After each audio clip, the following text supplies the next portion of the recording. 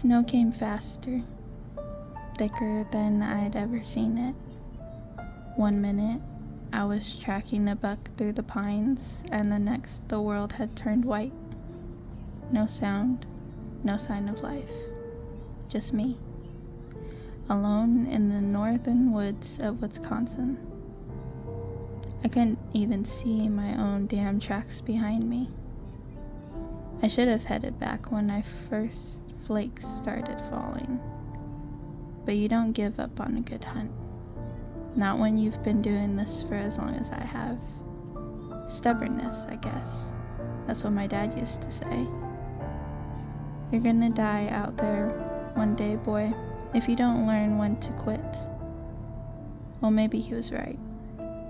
By the third day, I had no idea where I was. The snow hadn't let up, and every step felt heavier, slower. The trees all looked the same, like they were closing in on me, watching. I hadn't eaten in 2 days, not even the scrap of jerky left in my pack. My stomach had gone from rumbling to just feeling empty, hollow.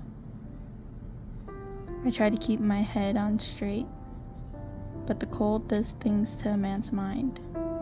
I started seeing things, just flashes at first. Shadows in the trees, a shape moving just outside my vision. I told myself it was nothing. Maybe it was, but I knew something wasn't right. Then I saw him.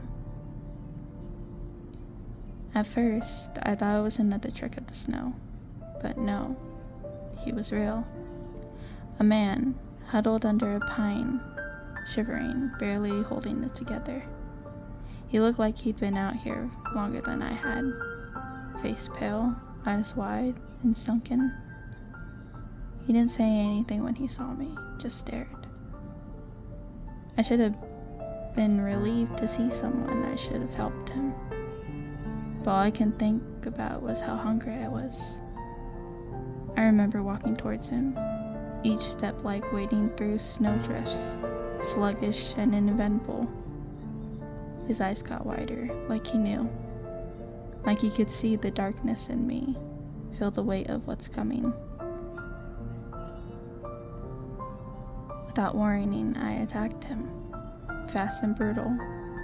Before I knew it, I was on top of him, my hands around his throat, squeezing until the life drained from his eyes. It didn't take long. Too weak to fight back or even scream.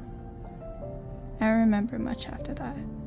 Just the sound of tearing flesh, the warmth of blood on my frozen fingers, the taste of meat filling that hollow place inside me. When it was done, I sat there for a while, breathing heavy.